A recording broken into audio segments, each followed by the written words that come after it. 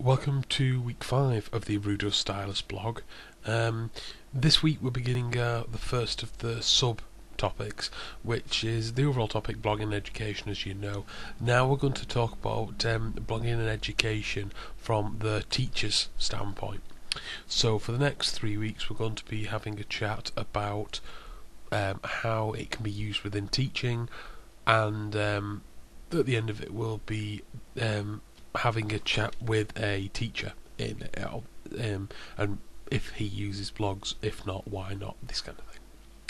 So, as teachers, it's our obligation to find new and innovative ways to help the students' learning, and this is a never-ending task. Really, you're always trying to think up new options, from interactive smart boards to building specific software programs.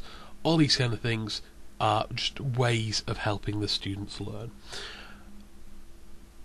Normally, as well, though, I have to admit, it's because we have to think up more options in this style for the bureaucratic reasons, but the main area is for the students' advancement. The next 3 weeks I'm going to talk about primary schools, which will be this week, secondary next week, and then further ed and higher educational establishments in the last week of the blog. So, have a quick chat now about primary schools. When in a primary school there are a number of different blogging options, and they fit roughly into two categories. Firstly, there's a category that's to do with work, so work in the class, this kind of thing. The second one is to do with events, rules, paperwork that the guardians of the students need to view in some way. When a teacher uses a blog for a student's work, normally it will be a class blog in this case of primary schools. So the class, there might be an overriding theme to the term. For example, the theme might be ancient Egyptians, and everything is dependent on that in some way. This would make this would mean that the blog could be a day blog or a term blog, anything of this kind. Normally in a primary school, the teacher will be responsible for putting the blog up, and he will then, or she will, give the students a specific time where they can do things on the blog. An advantage to this, the teacher can actually put homework onto the blog for the students, so that they've always got a copy. So it means the dog can eat as many copies of the homework as it wants. There's always going to be a copy of the homework available.